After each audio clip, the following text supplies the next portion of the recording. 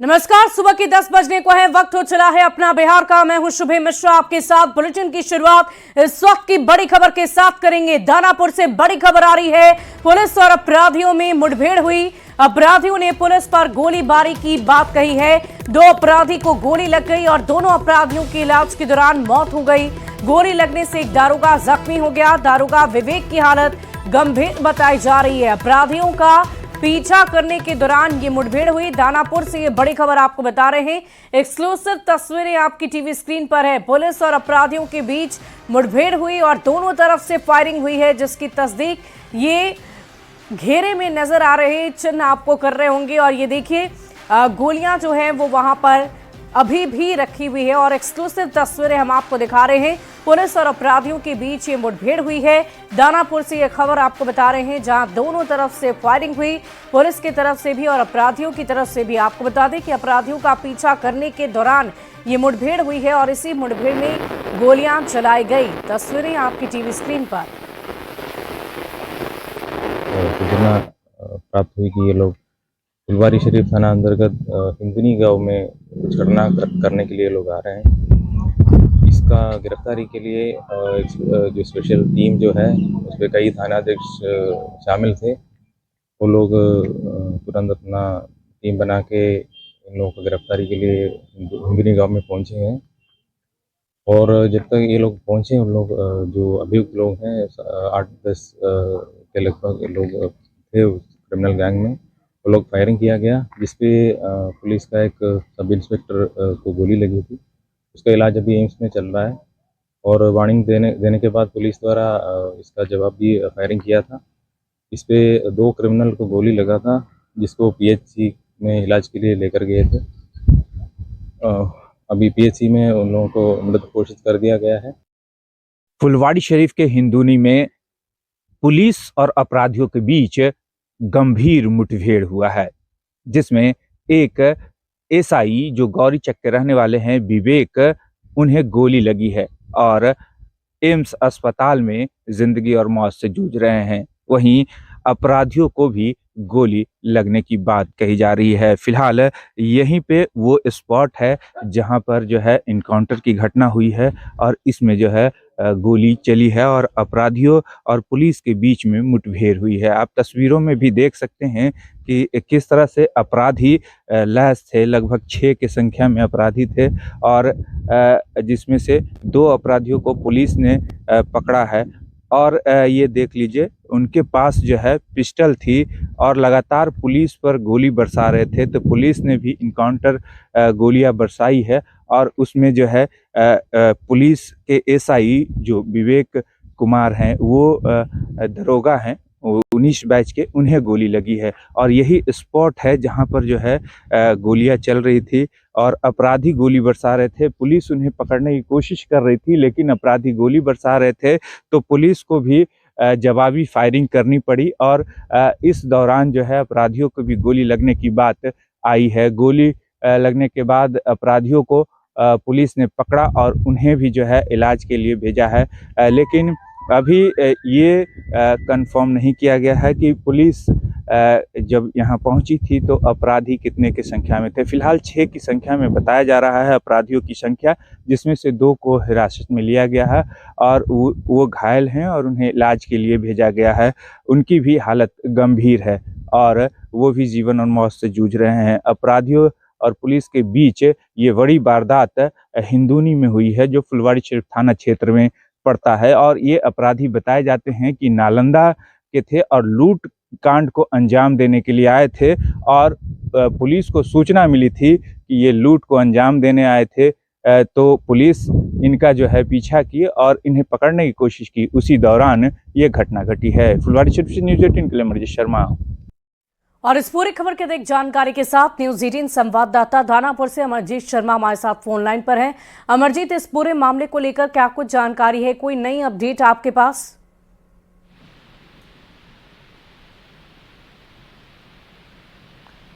अमरजीत, अगर आप तक मेरी आवाज पहुंच रही है तो इस पूरी घटनाक्रम को लेकर क्या कोई नई अपडेट? क्या पुलिस की तरफ से किसी और दिशा में भी आगे कार्रवाई की जा रही है? तो चलिए अमरजीत से जुड़ने की हम फिर कोशिश करेंगे, लेकिन उससे पहले ये तस्वीरें एक्सक्लूसिव आपकी टीवी स्क्रीन पर है। दोनों तरफ से फायरिंग की गई है और मुठभेड़ में 2 अपराधी ढेर होने की खबर है। गोली लगने से एक दारोगा भी जख्मी हो गए। बढ़ते आगे, जम्मू कश्मीर के कटरा से ये बड़ी खबर आ रही है। सीआरपीएफ जवान ने खुदकुशी कर ली है और सीआरपीएफ जवान ने खुद को गोली मारी है। अस्पताल में डॉक्टरों ने उसे मृत घोषित किया। बिहार के पटना का रहने वाला था सीआरपीएफ जवान। पटना जिले के कपना गांव का रहने वाला था जवान। खुदकुशी करने वाले एएसआई का नाम राजनाथ प्रसाद बताया जा रहा है। तो इस वक्त की बड़ी खबर आपको बता रहे हैं, ये सीआरपीएफ जवान राजधानी पटना का रहने वाला था और कटरा से ये खबर आई है। जम्मू कश्मीर के कटरा में इसकी पोस्टिंग थी। सीआरपीएफ जवान ने खुदकुशी कर ली। सीआरपीएफ जवान ने खुद को गोली मारी है। अस्पताल में डॉक्टरों ने उसे मृत घोषित कर दिया है। बिहार के पटना का रहने वाला बताया जा रहा है। और इस बीच आरा से भी एक और बड़ी खबर आपको बताएंगे। छात्र की पीट कर हत्या कर दी गई। 10वीं के छात्र की पीट कर हत्या हुई है। 2 पक्ष के विवाद में छात्र की हत्या हुई। नारायणपुर के धोबड़ी में ये वारदात हुई। पड़ोसियों पर हत्या के आरोप लगे हैं। इस वक्त की बड़ी खबर आपको बता रहे हैं, छात्र की पीट कर हत्या हुई है। 10वीं के छात्र की पीट कर हत्या कर दी गई। 2 पक्ष के विवाद में छात्र की हत्या हुई है।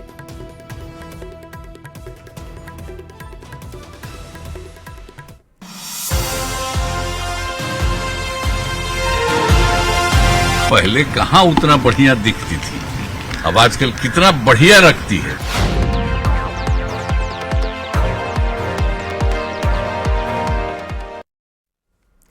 कहते हैं कि एक बेटी पढ़ती है तो पूरा परिवार पढ़ता है और एक बेटी आगे बढ़ती है तो पूरा समाज आगे बढ़ता है।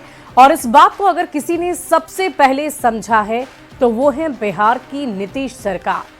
यही वजह है कि 2005 में सत्ता में आने के साथ ही मुख्यमंत्री नीतीश कुमार ने बेटियों, महिलाओं को आगे बढ़ाने के लिए कई योजनाओं की शुरुआत कर दी, कई प्रावधान किए।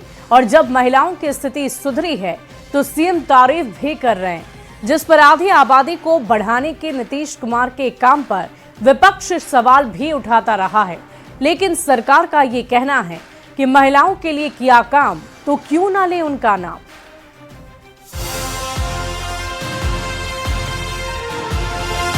पहले कहाँ उतना बढ़िया दिखती थी, अब आजकल कितना बढ़िया रखती है।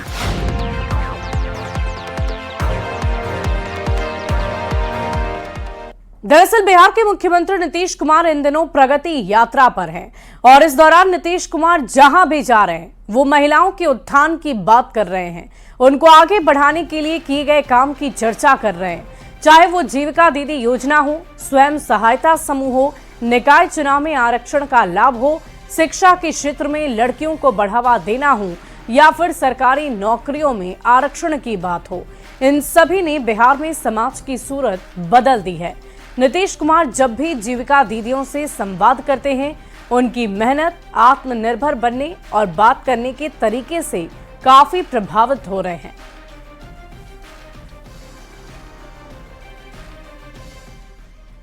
और प्रगति यात्रा के दौरान आज सीएम नीतीश कुमार सिवान पहुंच रहे हैं, जहां वो जीविका दीदियों से सीधा संवाद करेंगे।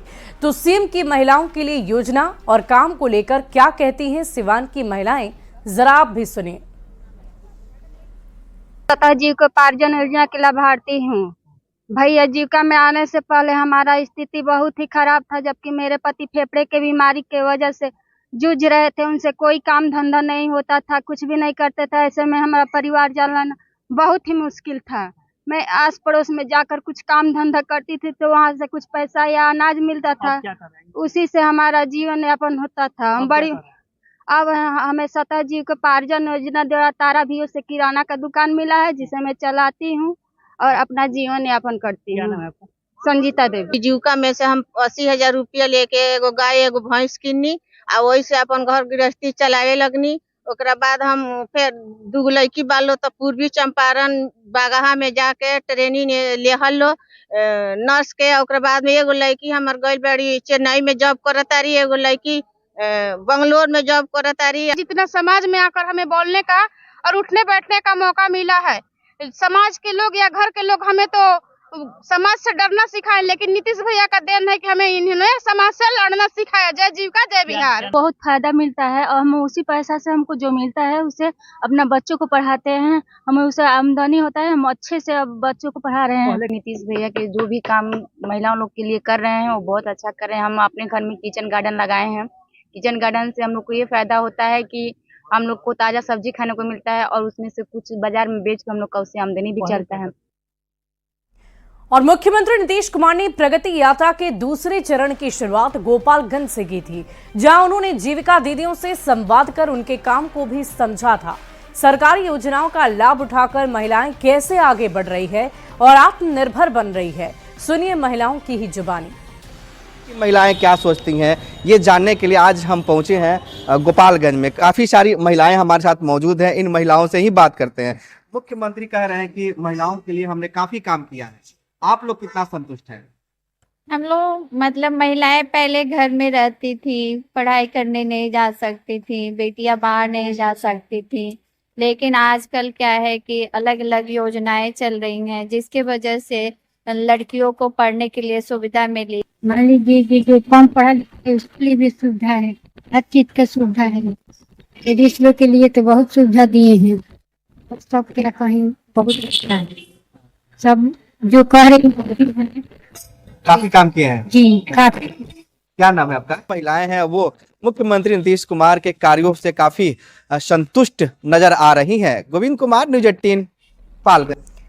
और 2 दिन पहले मुख्यमंत्री नीतीश कुमार प्रगति यात्रा के दौरान मुजफ्फरपुर में थे और इस दौरान वहां उन्होंने कहा था कि महिलाओं की स्थिति अब सुधर गई है, अब वो कितना अच्छा बोलती हैं। विपक्ष ने कभी महिलाओं को बढ़ाने के लिए कोई काम ही नहीं किया था, तो महिलाओं की स्थिति यहाँ कितनी बदली है खुद महिलाएं ही बयां कर रही है।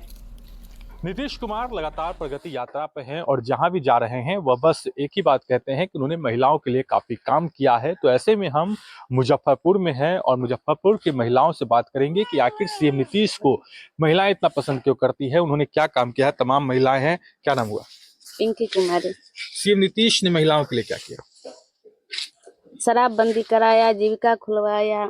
जीविका खुलने से कितना फायदा हुआ महिला? बहुत फायदा हुआ है। गांव के महिला सबका बहुत, बाहर से पैसा नहीं लेना पड़ता है, गांव में मिल जाता है। जो बैंकों में जाते हैं तो 2% ब्याज पर पैसा मिलता है और यहाँ हमको 1% पर पैसा मिल जाता है। जीविका से मिला है दुकान। नीतीश कुमार बहुत महिला के सुविधा दिए हैं। हम लोग बहुत गरीब थे। आपके पति का भी निधन हो गया था शराब पीने से, और 2 बच्चे रहा तो उसको मजदूरी करके पढ़ा लिखा किए और उसको जीविका में जुड़े, जीविका से हमको दुकान मिल गया। हमको स्थिति खराब रहा, हमको तो हमको पति पी के दारू में पी के हमको पति डेट भी कर दिया। अच्छा। बेटा है तो न पिए।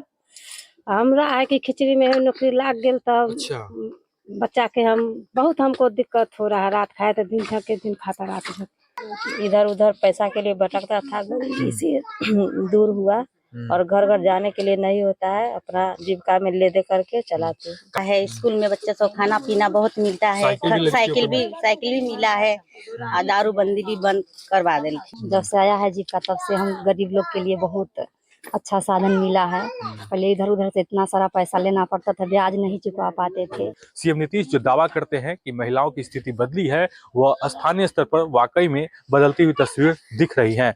मुजफ्फरपुर से न्यूज़ 18 के लिए प्रियांक सौरभ। और चलिए अब आपको पूरी जानकारी देते हैं कि बिहार के मुख्यमंत्री नीतीश कुमार की तरफ से सरकार में आने के बाद महिलाओं के उत्थान के लिए कौन कौन से खास कदम उठाए गए। सबसे पहले साल 2006 में पंचायतों में महिलाओं को 50% तक का आरक्षण दिया गया और बाद में कई दूसरे राज्यों में भी इसे ही लागू किया गया। सरकारी नौकरी में महिलाओं को 35% तक आरक्षण दिया गया ताकि वहां पर भी उन्हें तरजीह मिले।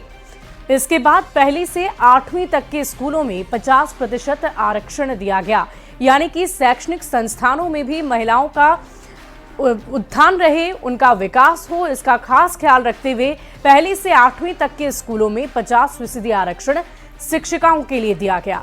893 महिला पुलिसकर्मी पहले बिहार में हुआ करती थी, लेकिन वर्ष 2005 में आज ऐसा बताया गया था कि आंकड़ों के अनुसार 2005 में 893 ही महिला पुलिसकर्मी बिहार में कार्यरत थी, लेकिन आज की तारीख में ये सुनकर आप हैरान हो जाएंगे कि करीब 30,000 महिला पुलिस बल बिहार में कार्यरत है और देश में सर्वाधिक यानी कि 29% महिला पुलिसकर्मी बिहार में हैं और बिहार में पहली बार महिला बटालियन का भी गठन किया गया। यानी कुल मिलाकर आप समझ सकते हैं कि महिलाओं के उत्थान के लिए बिहार सरकार ने एड़ी चोटी का जोर लगाया और आखिरकार महिलाओं का उत्थान हुआ भी है, जो आंकड़े बयां कर रहे हैं। और बिहार में महिलाओं के लिए मुख्यमंत्री नीतीश कुमार के काम पर सियासत भी जारी है। क्या कुछ कह रहे हैं सियासी गलियारों के नेता, सुनिए। आदरणीय मुख्यमंत्री जी को पता होना चाहिए कि मुजफ्फरपुर शेल्टर होम कांड जो हुआ था, इसी सरकार एनडीए सरकार में हुआ था। ये जो दाग लगा है, महिलाओं को जिस तरह अपमानित होना पड़ा है, महिलाओं की इज्जत आबरू को किस तरह से लूटा गया, ये कोई भूल नहीं सकता है। तो ये तो डिप्टी सीएम तेजस्वी यादव जी बने, महागठबंधन की सरकार बनी, तो महिलाओं को जिस तरह नौकरी बांटी गई। सच्चाई तो ये है कि बिहार में महिलाओं का साक्षरता इतना कम है कि वो अस्थायी नौकरियां पा नहीं पाती हैं। यही नहीं, जिस तरह से उन पर अपराधें होती हैं वो सबसे ज्यादा है। अरे भाई, कभी तो लाल और गुलाबी चश्मे से बाहर हटके सच्चाई देखिए। महिलाओं ने पंचायती राज में नेतृत्व का प्रदर्शन किया है। जिस प्रकार से नगर निकायों में मेयर के रूप में अपना नगरीय सुविधा देने में आज महिलाएं सफल हो रही हैं। अभी राष्ट्रीय पंचायत दिवस के अवसर पर जहानाबाद जिले के एक मुखिया, जो महिला मुखिया थी, उनको आदरणीय प्रधानमंत्री जी के हाथों सम्मानित होने का अवसर मिला। यह नीतीश कुमार जी की दूरदर्शिता का परिणाम है। माननीय मुख्यमंत्री जी के नेतृत्व में बिहार महिला सशक्तिकरण की नई इबादत दिख रहा है। नगर निकायों और पंचायत सरकार में महिलाओं की आज बड़ी भागीदारी है। महिलाएं आज समाज में सिर उठाकर चलती हैं, बड़े बड़े अधिकारियों से मिलकर उनके सामने अपने और समाज की समस्याओं को रखती हैं। एनडीए के शासनकाल के पहले ऐसा महिला सशक्तिकरण कभी नहीं दिखा था।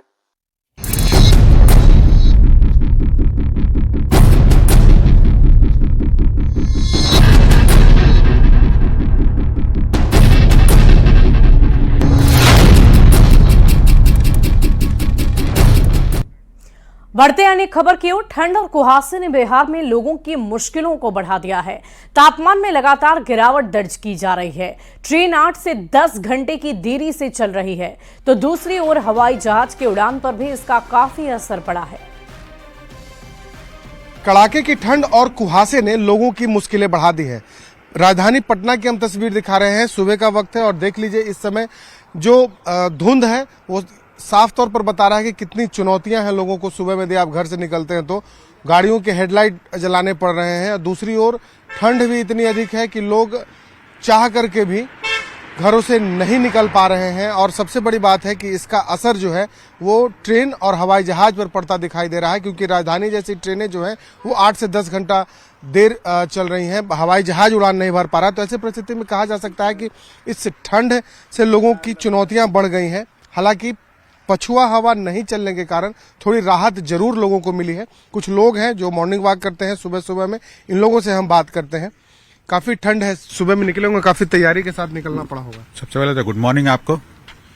आप लोग इस सुबह में निकल करके अगर आप सड़क पर आकर के हम लोगों के बारे में जानना चाह रहे हैं, ये बहुत बड़ी बात है।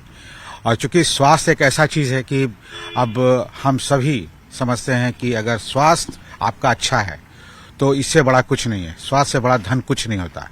तो स्वास्थ्य के लिए सुबह का मॉर्निंग वॉक करना जरूरी होता है। तो चाहे जो भी परिस्थितियां हो, प्रकृति जो भी कुछ हमारे सामने रखती हो, तो प्रकृति के साथ हम लोग चलना चाहते हैं। तो कुछ भी ठंड हो, निकलना तो है ही, एक्सरसाइज तो करना ही है, मॉर्निंग वॉक करना ही है। आपने भी तैयारी करके घर से आपने निकला? मेरा अपना फेवरेट टाइम यही होता है मॉर्निंग वॉक। कितने भी धुंध रहे, बारिश रहे, मैं चाहती हूँ कि ना सुबह का टाइम हम अपने लिए स्पेंड करें और अच्छा लगता है मुझे। और धुंध की वजह से अभी बारिश के जैसा हो रहा है, लेकिन फिर भी मुझे आना अच्छा लगा। सुबह में ठंड भी काफी है और कुहासे से लोगों की परेशानी भी बढ़ गई है। ठंड कुहासा ये सब तो आते रहेगा, लेकिन हेल्थ तो सबसे प्राइमरी है। कहते हैं हेल्थ इज वेल्थ। बाहर से लगता है कि बहुत धुंध है, लेकिन जब आप धुंध में निकलेंगे तो रास्ता अपने आप निकलते चला जाता है, इसलिए कोई प्रॉब्लम नहीं है। तो बिल्कुल देखिए, कड़ाके की ठंड भले है और धुंध है, लेकिन उसके बाद भी जो सुबह में घरों से निकलते हैं, खास करके जो मॉर्निंग वॉक करने निकलते हैं, वो निकल रहे हैं, लेकिन एहतियातन पूरी तैयारी के साथ वो निकल रहे हैं। तो कुल मिला के कहा जा सकता है कि तापमान में लगातार गिरावट दर्ज की जा रही है और धुंध भी है। मौसम विभाग ने भी साफ तौर पर कहा है कि अगले कुछ दिनों तक इसी तरीके के हालात बने रहेंगे। कैमरा पर्सन अमित के साथ शैलेंद्र, न्यूज 18 पटना। और फिलहाल इस बुलेटिन में अभी के लिए बस इतना ही। एक नजर